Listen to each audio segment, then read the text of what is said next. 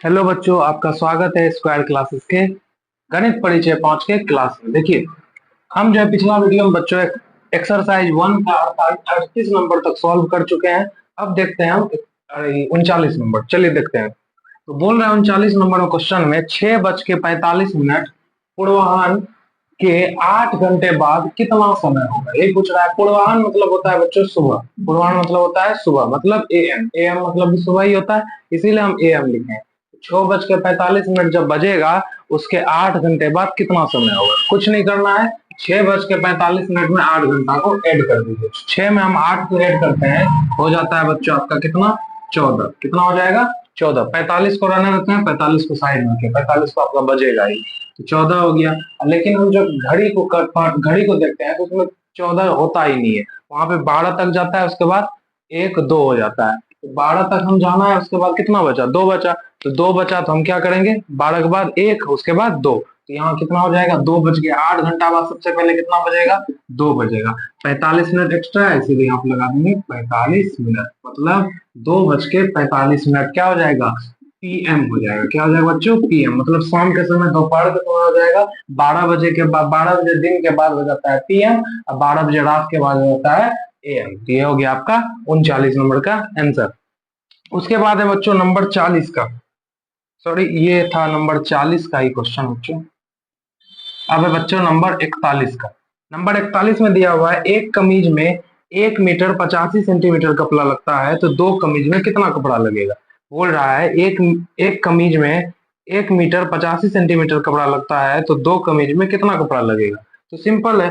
अब जब हमको एक कमीज में कितना कपड़ा लग रहा है, एक कमीज में लग रहा है 1 मीटर 85 सेंटीमीटर, ठीक है। वो पूछ रहा है कि 2 कमीज में कितना कपड़ा लगेगा। कुछ नहीं करना है, इसमें आपको 2 से गुना कर देना। 2 से गुना करने से पहले बच्चों क्या करेंगे, इसको हम एक रन कर लेंगे। जैसे 1 मीटर 85 सेंटीमीटर है, इस सब को हम सेंटीमीटर में ही बदल लेंगे। तो 1 मीटर में 100 सेंटीमीटर होता है, तो 1 मीटर है, तो यहाँ कितना हो जाएगा, 100 सेंटीमीटर हो जाएगा। इसका हो गया 100 सेंटीमीटर, ये तो पहले से सेंटीमीटर में चेंज है। यहाँ हो जाएगा बच्चों 185 सेंटीमीटर। हम इस सब को लिख दिए 185 सेंटीमीटर। जब एक कमीज में 185 सेंटीमीटर लगता है, 2 कमीज में कितना लगेगा, 185 गुना 2 कर देंगे, तो 185 गुना 2 करिएगा तो 5 दूनी हो जाता है 10 का 0, हासिल बचा 1, 8 दूनी 16, 1 17, हासिल बचा 1, 2 एकम 2 1 3, 370 क्या, सेंटीमीटर। आप चाहते हैं आप इसको मीटर में बदलना, अगर आपका आंसर मीटर में है तो इसमें आप भागा दीजिए किससे, 100 से 0 0 कटा, बचा 37/10। 37/10 क्या, मीटर में चेंज हो गया है। अब इसको और तोड़ना चाहते हैं तो और तोड़ सकते हैं, 10 से भागा देंगे हम 37 में, साइड में देते हैं।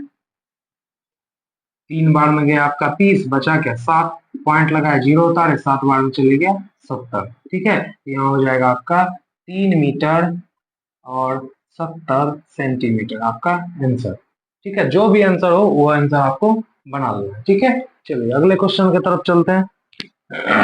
इसको मिटाते हैं, नंबर 41 का। इसी प्रकार नंबर 42 का भी क्वेश्चन आसान है।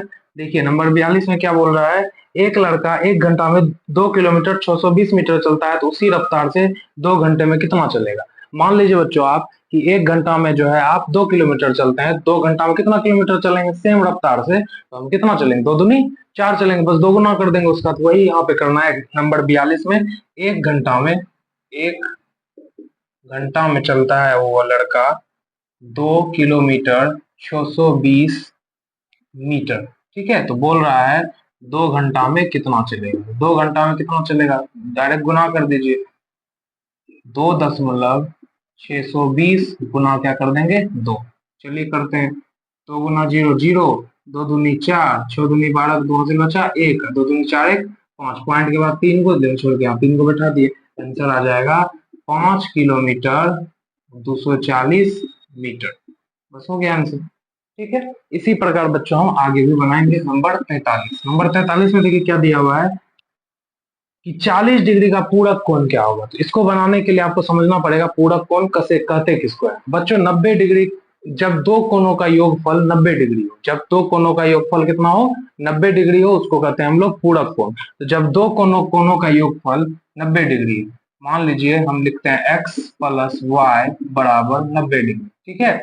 दो कोनों का योगफल कितना है 90 डिग्री, दोनों कोनों का योग दिया हुआ है। इसमें से एक कोण है आपका 40 डिग्री, एक कोण कितना है 40 डिग्री, दूसरा कोण क्या होगा, दूसरा कोण क्या होगा, सिंपल है, 40 में क्या जोड़ेंगे 90 हो जाएगा, 50 जोड़ेंगे, इसीलिए हो जाएगा इसका आंसर 50 डिग्री। उसी प्रकार नंबर 44 क्या है, संपूरक कोण। संपूरक कोण होता है जब दो कोणों का योगफल 180 डिग्री हो, तो इसीलिए बच्चों जब 50 डिग्री एक कोण का है माप, तो दूसरा कोण का क्या होगा, 180 में 50 को हटा दीजिए, 130 डिग्री हो जाएगा, ठीक है। बिल्कुल आसान सा क्वेश्चन है। उसके बाद नंबर 46 में देखो क्या दिया हुआ है, मीटर स्केल की मदद से निम्नांकित माप का रेखा खींचे, ठीक है। आपको खींचना, स्केल ले लेना है, वो स्केल अगर आपके पास अवेलेबल है तो स्केल ले लीजिए। उसमें आप देखिए क्या करिएगा, देखिए एक स्केल ले लेना है, हमारे पास तो यही स्केल है। स्केल में जो है लिखा लिखा हुआ है बच्चों, यहाँ पे 0 1 2 3 4 5 ऐसा लिखा हुआ है। हम क्या करेंगे 5 सेंटीमीटर का है वो खींच लेंगे। नंबर 46 का देखिए, नंबर 46 का 5 सेंटीमीटर का हम ऐसे रखेंगे स्केल, यहाँ से 0 से आपका 5 तक का एगो लकीर हम खींच देंगे, बस हो गया ये आपका को नंबर का आंसर। को नंबर का क्या हो गया, आंसर हो गया, ये 5 सेंटीमीटर का लकीर। उसी तरह नंबर 4 में देखिए बोल रहा है 2.8 सेंटीमीटर खींचने। हम 2.8 का कैसे खींचेंगे, देखिए ऐसे रखेंगे, यहाँ से 0 से 2 तक जाएंगे, 2 के बाद जो है जो लाइन है उसमें छोटा वाला लाइन, उसमें 8 गिनेंगे, 1 2 3 4 5 6 7 8, यहाँ से यहाँ खींच दिए। ये हो गया बच्चों आपका 2.8 सेंटीमीटर का लाइन। बिल्कुल आसान था। इसी प्रकार बच्चों नंबर 47 को देखते हैं। नंबर 47 में फिल इन द ब्लैंक्स है, चलिए इसको सॉल्व करते हैं स्पीड में। नंबर 47 में दिया हुआ बच्चों, वर्ग की चारों भुजाएं डॉट डॉट होती है। एक वर्ग लेते हैं हम, जैसे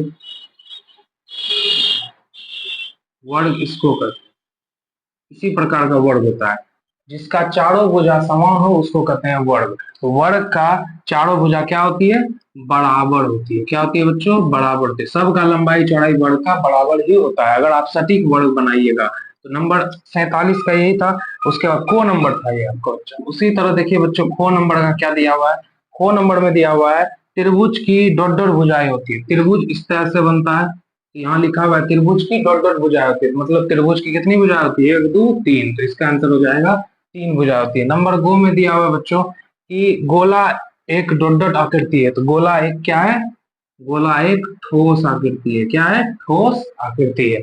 उसी प्रकार नीचे दी गई आकृति में त्रिभुज की संख्या बताएं। 40 के क्वेश्चन के इसमें बोल रहा है बच्चों, एक आकृति दिया गया इस प्रकार का,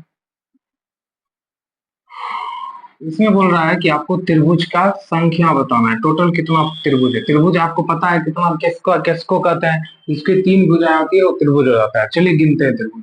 सबसे पहला त्रिभुज आपका ये एक त्रिभुज हो गया, दूसरा ये आपका एक त्रिभुज हो गया, तीसरा ये आपका एक त्रिभुज हो गया, चौथा ये आपका एक त्रिभुज हो गया, ठीक है। उसके बाद ये आपका एक त्रिभुज हो गया पूरा, ये आपका एक त्रिभुज हो गया पूरा, ये आपका एक त्रिभुज हो गया पूरा, उसके बाद ये आपका त्रिभुज हो गया पूरा, टोटल 8 त्रिभुज है। ऐसे बोर्ड पे आपको समझ में नहीं आया होगा, लेकिन जब कॉपी पे बनाइएगा तो बिल्कुल अच्छे समझ में आ जाएगा। अब एक्सरसाइज, हाँ तो बच्चों देखते हैं नंबर 49 को। तो नंबर 49 में क्या दिया हुआ है, निम्नांकित आकृति का परिमाप ज्ञात करें। तो चलिए परिमाप ज्ञात करते हैं। समझते हैं सबसे पहले बच्चों कि परिमाप होता क्या है। परिमाप क्या होता है, होता क्या है। मान लीजिए कोई भी आकृति लेते हैं, एक आकृति ले ली, गोल सा आकृति ले लिए, ठीक है।